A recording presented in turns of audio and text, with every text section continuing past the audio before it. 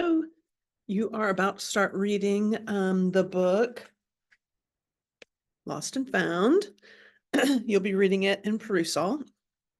And I just wanted to talk a little bit about why I think this book is so important, how I came across it, some things like that. First of all, the book is about classroom management. And if you have taught at all, I think you know how important that is. And even if you haven't started teaching yet, I'm willing to bet you recognize that that knowing how to work with students who have challenging behaviors it's just really, really important. And one year I was on sabbatical, and I decided that I was going to read all the major books on classroom management to see what I thought about them and find like which would be the best one for my MAT students. And it was a big stack. I just got them, interlibrary loan. I didn't pay for all of these. And it was interesting because they were all extremely similar for the most part and terrible.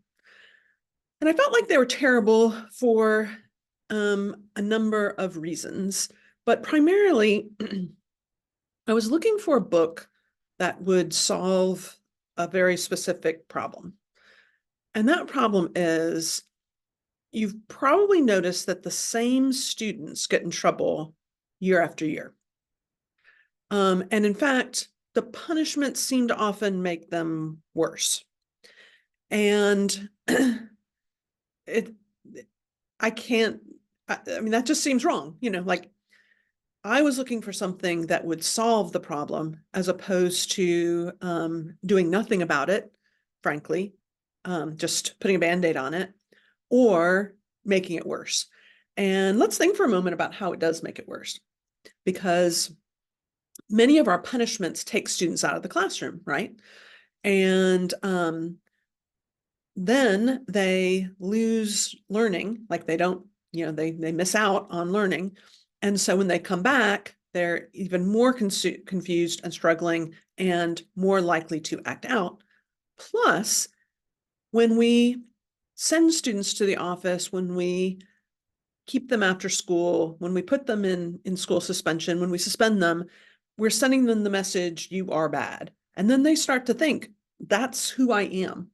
I am not a person who's done some difficult, problematic things, but that I am bad. And again, that just leads to more and more problems.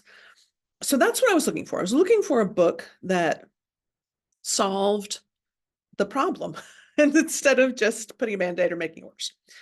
And then I also was looking for a book that treated even young students like humans, because that was one of the major things I learned from my time in Scandinavia, specifically in Sweden and in Finland, that have some of the most exceptional education systems in the world, is that they, from a very young age, treat kids like humans. They don't talk down to them. They don't treat them like animals. They treat them like fellow humans. And many of the books I was reading, frankly, didn't. Something I often ask myself is, if I got in trouble at work, I mean, it could happen. We're not perfect. Something could happen. Like for one time when I was a novice teacher, I was taking up money for like a field trip and I lost some checks. Yeah, it was not good. So if you get in trouble like that, how would you want your principal to treat you? Would you want them to belittle you? Would you want them to treat you like you are somehow lesser? Or would they want you to help figure out how we're going to solve this problem? This is a problem. So that's what I was looking for. And almost no book was delivering this in a way that was also really practical, except Lost and Found. So I was thrilled to finally find something that was what I was looking for. And it had some other great upsides too. One thing is that it works with all ages. And so like it can be used with, you know, like first or second graders, but it could also be used with other adults in your life. It's just a way of treating other people to help solve problems. And so it can be used with virtually anyone, anywhere. And I love that. And Ross Greene, who wrote the book, I really admire him because he has not tried to like profit from this. Um, Obviously, he makes a little bit of money when he sells a book, but he's not going around like selling expensive programs to schools who frankly can't afford it, which so many people are. It just really bothers me how many people are trying to make a buck off of schools. You know, if they're just trying to make a living, um, so that they can be doing good things for school, that's one thing. But a lot of these people are trying to get rich off schools, and that bothers me. And I see Ross Greene offering a lot of things for free to everyone, and that's important to me. So there's some interesting key ideas that you're going to see in the book. And I'm going to talk about one for a moment, and that is, and I know this is going to be hard to consider in some ways because no one ever says this, but kids don't want to get in trouble. They don't. It's not fun. Um, Kids want to be liked by other kids, by the adults in their life. They want to be praised and feel like they're contributing. So if they're not, you have to ask yourself, sometimes they might be trying to hide something, like hide the fact that they're not understanding what's happening in class. They might be trying to get something that they need and aren't getting in life. Um, they might just not know how to do better. I mean, like picture a little kid who, is like has a little crush, on someone else, and like, what might he do? You know, kids often like irritate the person they're interested in. Like that's going to work. But they just don't know yet. They're just not old enough to know yet. So some challenging behaviors have to do with the fact that students just haven't learned everything yet about how to do better. I've got two stories I'm going to tell you that kind of relate to this idea of what is called CPS, or Collaborative and Proactive Solutions. That's the name of this. One is when I was in first teaching, like literally my first year of teaching. I was teaching a high school outside of Atlanta, and I had a student who was a kind of a class clown, and he would, interrupt me sometimes or just anything to get people laughing. Decent student though. And one day he's sitting there at his desk and he starts kind of shaking the top of it a little bit, and he realizes it's loose. Big, strong guy. He just goes and pulls the top off the desk. And everyone in the class just starts laughing. They think this is hilarious. And I said, "Can you step outside with me for a minute?" And what I did was, once we got in the hall, I mean, I was young, I didn't really know what I was doing, but I accidentally did the right thing, and I treated him like a human. I was like, "Dude, you really are funny, and I enjoy your humor, but it's really making teaching difficult for me. There are things that I'm trying to do in this class, and you're making it harder." And his face fell, and he looked at me and said, "I had no idea I was doing that." Um, and I mean, most problems are not solved this easily, uh, but it makes for a much shorter story for this video. But from then on, he was such a gentleman in my class and seemed to just go out of his way to kind of help learning happen. He was still funny. but he was doing it in a way that he felt would be supportive of me. And it was just the sweetest thing. But too often we don't say something like that. And we just assume, that the kid's being bad, and we get mad and, sending you to the office. I'm so glad I didn't.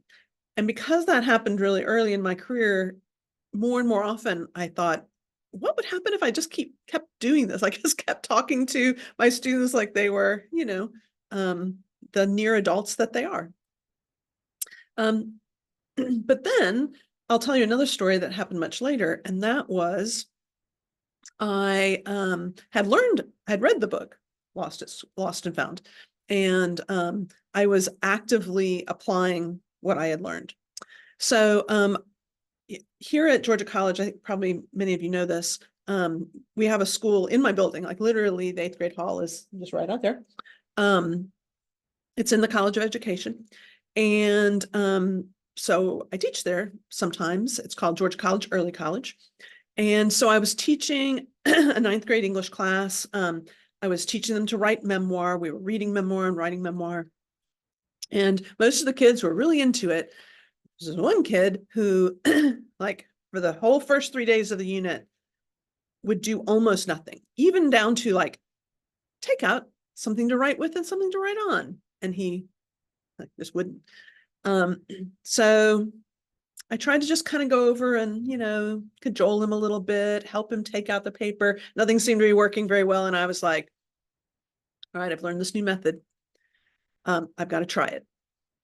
I just know that this kid hates me, and it's going to be horrible to sit out in the hall with him and have him tell me how much he hates me in my class, but I've got to be the adult here. I've got to use this method. So the next day before class started, I brought him out in the hall and I said, I've noticed for the past several days, you aren't doing any of the stuff. What's up with that? And he says, well, the class I have right before yours, the teacher and I just butt heads almost every day. I mean, and it gets bad, and I end up in trouble. And by the time I get here, I'm angry and I just don't want to do anything. And I've just had it. And that was one of my first experiences of realizing that we often think we know what's wrong. And I'm telling you, having used this method for many years now, easily half the time, maybe more, I'm wrong about what I think is happening. But how often do we even just ask? So knowing that at that point, I made it so much easier. I was like, well, I think you have a wonderful memoir probably in you to write, and I would love to see it. And I really want you to succeed in this class. What can we do? What ideas do you have? And again, this is an example of the method going like perfectly smoothly and quickly, which it generally doesn't. It takes some more time usually, but in this case it did, which makes for a good example. He says, well, what if if I'm really upset when I come in your room, and when you have us, usually we do, just some writing at the beginning around some kind of prompt to get us thinking.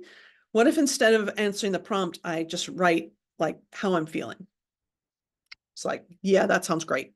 I'm just happy. I'm happy to see you write. And he was like, and if I'm really upset, what if I ask the co-teacher if he'll come out in the hall and I can talk to him about it? Yes, another excellent idea. Let's do that. And I'll tell you, I think even just having had that conversation and him feeling like I was supportive immediately made a difference. Like the number of classes that he did seem just really like over the top, not able to work, came down. And he used the two methods that he had came up with. He didn't have to use them a whole lot, but he did use them sometimes. They seemed to work really well. And I was sold. I was like, holy cow, this is a really amazing method. So I'm hoping that you love it as much as I do. It's so different from everything you've ever seen used in schools. And I know that's hard because change is hard. It's hard to imagine something so different. But here's the really big thing that I want you to hear. So it's what I'm ending with. Who has challenging behaviors? Who amongst your kids? Well, it's often kids who are maybe abused or neurodivergent or sad or angry or confused or struggling, suffering. Maybe there are kids who are unloved. These are the students who are most likely to act out. They are the kids who most need our compassion and support. And they're the ones who we don't give it to.